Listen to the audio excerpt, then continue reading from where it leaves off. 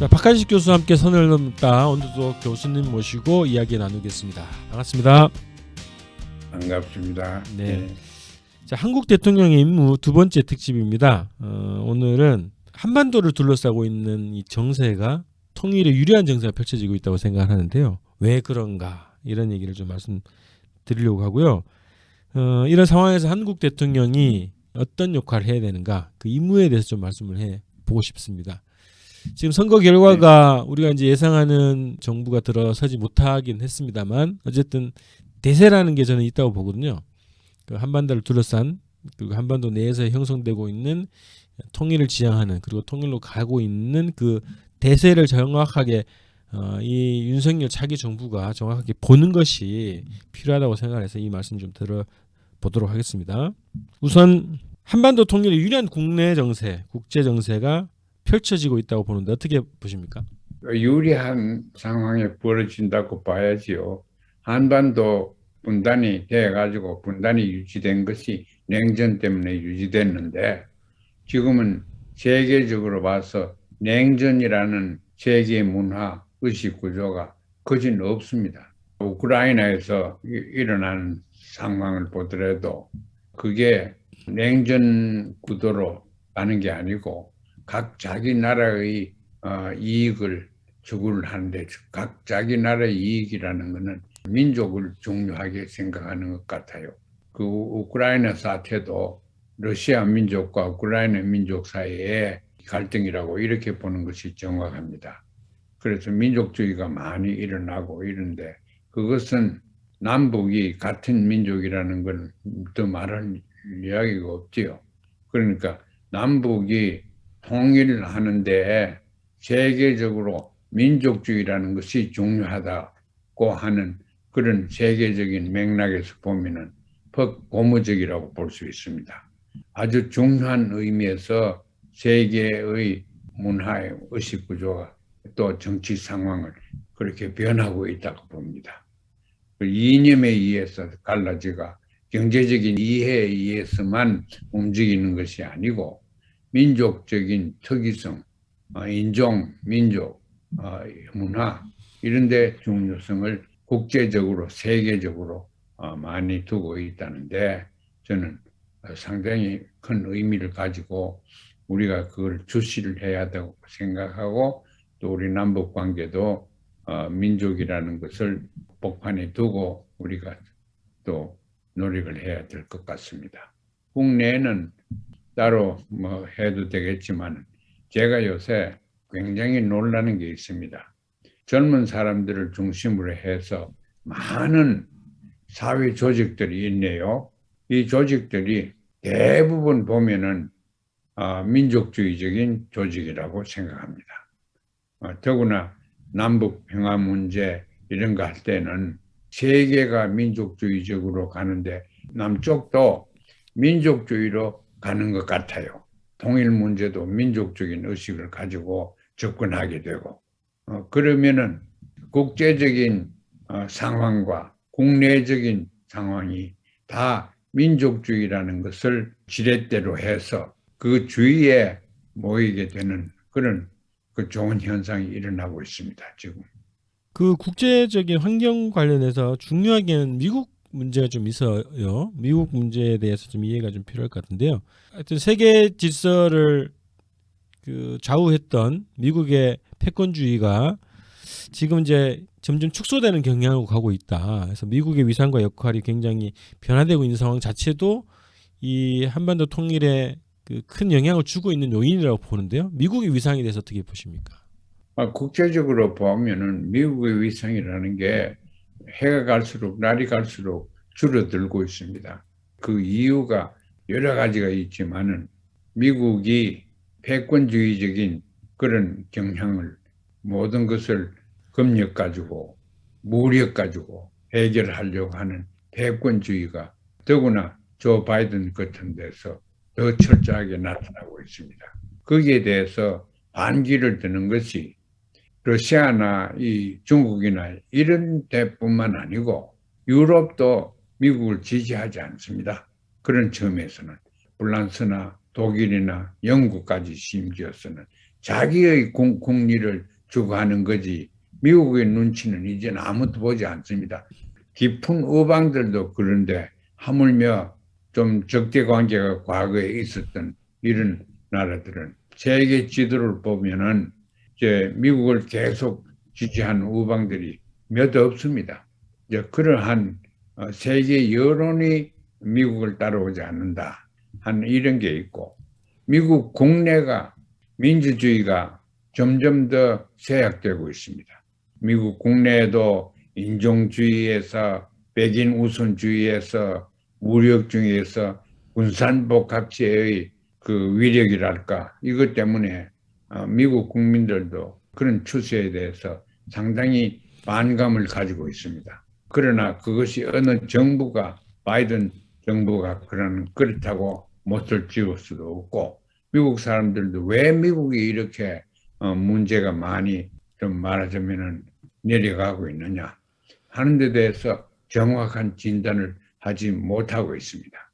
결국은 경제에 핵심이 달려 있습니다.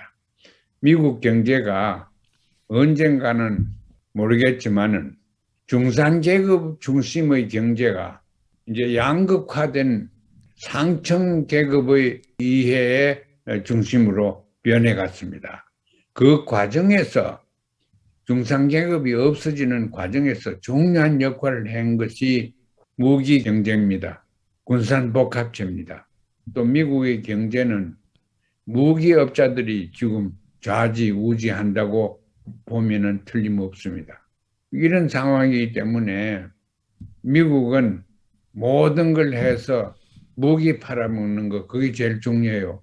돈 없으면은 무기를 대여해주는 무기 대여법이 미 상원에서 통과되었습니다. 2차 대전 때 있었던 무기 대여법이요. 무기 살 돈이 없으면 돈을 빌려주고 무기를 말하자면 빌려준다고. 그 우리가 집을 살 수도 있고 집 세들 수도 있듯이 무기를 사용하는데 내 무기 아닌 걸 사용할 수 있게 그렇게 만들었습니다. 그 미국이 2차 대전부터 만드는 게 지금 또다시 살아났습니다. 그러면은 돈 없는 우크라이나도 무기를 얼마든지 자기가 빌려가 쓰면 되거든. 빌려가 몇 년 쓰고 나면 다 골동품이 돼버리고 하겠지만은 여하튼 우선 돈은 버리는데 제일 쉬운 것이 무기 대여하는 그 무기 좋은 무기는 대여해줘 봐야 사용할지도 모르지 않습니까? 그럼 그걸 사용하는 훈련을 시키고 그것도 군산복합체에서 작복하는 그러니까 미국을 좀 아는 사람들은 중산계급이 건전한 자본주의는 사라진 지 오래다. 중산계급이 없으면 민주주의가 안 되는 법이다. 그런데 지금 민주주의를 들고 나오고 하지만 구호뿐이다. 그렇게 될 겁니다. 그 중산계급이 없으면 민주주의가 되지 않습니다. 미국은 그런 의미에서 민주주의 세계의 지도자로서의 결격이라고 볼 수 있습니다. 사회 안에서 옛날 냉전 때는 제일 두목이었지요. 전부 따라왔죠. 이제 냉전이 지나고 나니까 두목이 아닙니다. 안 따라오니까 미국 자체가 그 중산계급도 없어지고 민주주의가 안 되니까 그렇습니다. 미국이 그 국내적인 위상도 그렇고 그것이 이제 국제적으로도 위상이 굉장히 떨어지고 있는 상황 자체가 어떻게 보면 한반도 패권을 유지하는 그 힘 자체가 약화되는 과정으로 그래서 통일에 더 유리한 환경이 조성되는 것이라 이제 이렇게 좀 생각이 됐고요. 새로 당선된 윤 대통령께서 아마 뭐 선제 공격이네 등등 그 현실성이 없는 얘기 선거용으로 섞였지요. 대한민국 대통령이라는 건 두 가지를 알아야 됩니다. 하나는 대통령 제도의 대통령입니다. 막강한 권한을 가지고 있습니다. 3권을 다 장악하고 있습니다. 그중에 제일 강한 것이 군 통솔권이 아닙니까? 그러니까 군 통솔권을 가지는 것이 대통령인데 그것 때문에 대통령이 그렇게 중요하고 대통령을 부려워하는 서로 되려고 하는 그런 상황인데 지금 대한민국은 오랫동안 우리 군인 통솔권이 대통령이 없습니다. 그러면은 대통령이 제도적으로 대통령 역할을 못하게 지금 만들어놨어요. 미국이 만들었다고 그렇게 하지 말고 우리나라 대통령이 그걸 가져와야 됩니다. 쟁취해가지고 와야 됩니다. 그리고 그 일을 대통령이 무슨 대통령이든 해야 되겠고, 그 다음에는 대한민국 대통령이 그 어느 정치인도 할 수 없는 그 한 가지가 있는데, 그거는 통일을 추구하는 것입니다. 통일을 추구하는 것이 대통령의 임무입니다. 우리 헌법에도 여러 군데서 얘기를 했어요. 헌법에도 그렇고 다른 국회의원이나 뭐 장관이나 그 어느 누구도 역사적인 과제인 통일을 추구해야 된다는 그런 임무를 부여받은 자리가 없습니다. 대통령 하나만 있습니다. 그러니까 이 대통령 당선된 대통령께서 그런 데서 자부심을 가지고 민족적인 역사적인 의무감을 가지고 통일 내가 안 시키면 안 되겠다. 그렇게 역사를 좀 권위를 좋아하고 하면은 통일 대통령 되는 것을 꿈꾸십시오. 통일 대통령 되는 것만큼 중요한 일이 없습니다. 통일 안 하겠다 그러면은 통일 대통령은 임무를 말하자면 태만을 가진 것입니다. 그 임무를 잘못하면은 규탄을 받지만은 임무를 하지 않으면은 대통령직을 사퇴를 해야 되든가 임피치 탄핵을 받아야 됩니다. 대통령 혼자만 대통령이 되십시오. 대통령 되시려고 하면 통일을 추구하는 사람이라야 됩니다. 그래서 통일을 추구하기 위해서는 북한을 알아야 되고 대화를 해야 되고 대화하고 잘해줘. 문 대통령 잘했지요. 한 발자국도 안 나가지. 안 해요. 왜냐하면 통일하는 생각이 없어서 그래요. 기득권 지키려고 하는 그 무리에 속합니다. 지난 정권이. 새로 정권은 기득권을 지키기 위해서 통일을 말살시키는 그러한 대통령이 안 되기를 바라고 또 조성시키도록 우리 해외 동포들 포함해서 해야 된다고 생각합니다. 그 앞에 저는 이제 국내적으로도 국제적으로도 그렇고 또 한반도에 결정적인 영향을 끼치고 있는 미국의 영향력이 축소되고 있기 때문에 평화 통일로 가는 이 흐름은 막을 수 없고 대세가 되고 있는 상황이라고 보거든요. 그러니까 이 대세에 호응해서 순응해서 한국 대통령의 헌법적 의무인 통일을 실현하는 길로 방향을 잡아 나가기를 바라고 교수님도 그런 말씀을 이제 하셨는데 그 윤석열 이 정부가 이 대세를 거스르는 방향으로 갈 가능성이 매우 높아서 우려가 많이 됩니다. 미국의 보수보다도 지금 더 보수고 그런 것 같아요. 지금 소문에 들리면은 우크라이나에 군사 원전을 얼마나 하겠다 그런 얘기를 하는 거 보세요. 미국도 지금 적극적으로 못 나갑니다. 미국도 다른 데서는 100만, 200만 폴란드나 헝가리나 이런 데서 피난민들 다 받아들이는데 우크라이나 사람들 받아들이는데 미국은 이제 겨우 10만을 받겠다. 그런 정도로밖에 안 나오고 전쟁에도 적극적인 역할을 못합니다. 무기 갖다 팔아먹는 거 이외에는 미국의 지도적인 역할이 지금 없어지고 있습니다. 그걸 남쪽도 알아야 되고 미국보다 더 앞서가지고 미국의 보수 입장을 두둔하는 그런 정책을 대한민국에서 나오지 않아야 된다고 봅니다. 국민들이 더 이상 그걸 용납하지 않는 상황이 됐어요. 그런 정도는 의식이 발전돼 있고 그 윤석열 정부가 현실 인식을 제대로 했으면 좋겠다 이런 말씀을 좀 드리고 아까 말씀하셨던 것처럼 헌법적 임무를 하지 않은 그 대통령은 어떻게 되는가가 우리가 이제 역사에서 이제 봤던 것처럼 국민들이 심판을 하게 되겠죠. 대한민국 국민뿐이 아닙니다. 세계의 여론의 심판을 받게 됩니다. 우크라이나에 러시아가 이기지도 않을 거고 어디 우크라이나가 참패할 것도 아닙니다. 승자가 없는 것이 지금부터의 세계에 여러 가지 일어나는 불화는 승자가 없게 됩니다. 그러니까 거기에서 승자가 누릴 수 있는 것은 이기지 않고 누릴 수 있어야 됩니다.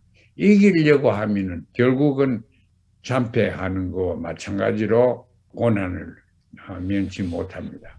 이기려고 하려고 하면은 이긴 결과를 창조해내야 됩니다.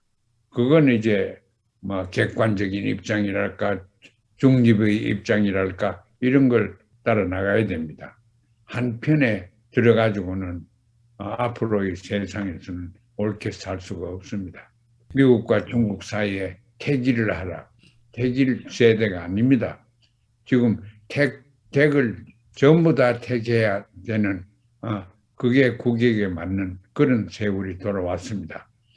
그게 대한민국뿐만 아니고 미국도 그렇고 인도도 그렇고 중국도 그렇게 될 겁니다. 그래서 우리가 변화하는 세계 질서에서 우리는 어떠한 정책과 어떠한 이념을 개척해야 되느냐 하는 것을 새 정부는 더구나 열심히 노력해 주기를 바랍니다. 고맙습니다. 이렇게 해서 한국 대통령의 임무라는 주제로 특집 두 번째 방송을 이렇게 마칠까 합니다. 윤석열 정부가 개인적인 가치관, 정치 이념이 어떻든 간에 국내적으로 국제적으로 대세로 형성되고 있는 이 평화통일로 가는 이 대세에 대해서 정확한 인식부터 하기를 간곡히 바라면서 오늘 방송 마치도록 하겠습니다. 고맙습니다. 네, 감사합니다. 수고했어요.